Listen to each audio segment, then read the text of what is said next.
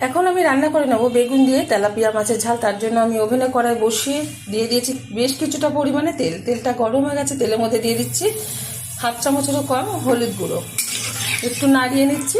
আর এদিকে আগে থেকেই তেলাপিয়া মাছটা ভালো করে দিয়ে পরিষ্কার করে নুন মাখিয়ে নিয়েছি, আস্তে করে ছেড়ে তেলের মধ্যে ছেড়ে ভেজে নেব। আর সুন্দর করে ভাজার পর তুলে নেব একটা পাত্রে, একটু লাল লাল করে ভাজবো। মাছগুলো সুন্দরভাবে ভাজা হয়ে গেছে, তুলে নিচ্ছি একটা পাত্রে। আর এখানে কিন্তু আগে থেকে লম্বা লম্বা যে বেগুনগুলো হয় সেটা আমি টুকরো করে নিয়েছি লম্বা লম্বা করে, আর ধুয়ে পরিষ্কার করে নিয়েছি। এটাও আমি ভেজে নেবো খুব ভালোভাবে।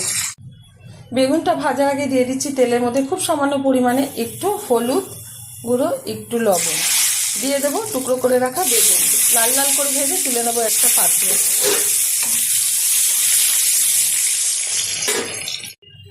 বেগুনগুলো ভেজে তুলে নেওয়ার পর প্রচুর পরিমাণে কিন্তু তেল ছিল, তেলটা কিন্তু কমিয়ে নিয়েছি আর পরিমাণ মতো তেলটা এখন ব্যবহার করছি। দিয়ে দিচ্ছি এর মধ্যে কালো জিরে ফোড়ন, দিয়ে দেবো হাফ চামচ জিরের গুঁড়ো, দিয়ে দিচ্ছি বেটে রাখা মশলা। এখানে আদা পেঁয়াজ রসুন খুব অল্প পরিমাণে ব্যবহার করলাম। একটু ভালোভাবে কষিয়ে নেব। দিয়ে দেবো হাফ চামচ হলুদ গুঁড়ো, দিয়ে দিচ্ছি হাফ চামচ লঙ্কার গুঁড়ো। ঝালটা যা যা পছন্দ অনুযায়ী ব্যবহার করবেন। মশলাটা দেওয়ার সময় কিন্তু হাত থেকে পড়ে গেছে বলে এদিকে কিন্তু তেলটা একটু বেশি কেটে গেছে, তাতে কোনো অসুবিধা নেই। ভালোভাবে কষিয়ে নিচ্ছি।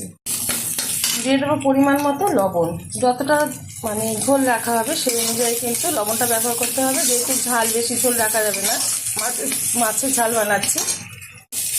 দিয়ে দিচ্ছি অর্ধেক কেটে রাখা টমেটো, আবারও একটু কষিয়ে নিচ্ছি।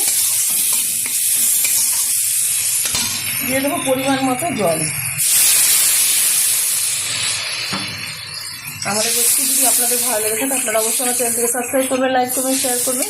আর এরকমভাবে একবার বেগুন দিয়ে তেলাপিয়া মাছের ঝাল রান্না করে খেয়ে দেবেন, ভীষণ ভালো লাগবে। দিয়ে দিচ্ছি ভেজে রাখা বেগুন আর ভেজে রাখা মাছ। এতটা পরিমাণে যে ঝাল হয়েছে গলা আটকে যাচ্ছে কথা বলার সময়, ঝাঁঝে। ঢাকার কোনো দরকার নেই, 5 মিনিট হাই আছে রান্না করে নিলে কিন্তু আজকের রেসিপিটা একদম তৈরি হয়ে যাবে। তেলাপিয়া মাছের ঝালটা কিন্তু হয়ে গেছে। ওভেনটা বন্ধ করে নামিয়ে ঢেলে দেবো একটা পাত্রে। আর গরম গরম ভাতের সাথে গরম গরম এরকম মাছের ঝাল সার্ভ করবো, আপনারা অবশ্যই ট্রাই করবেন।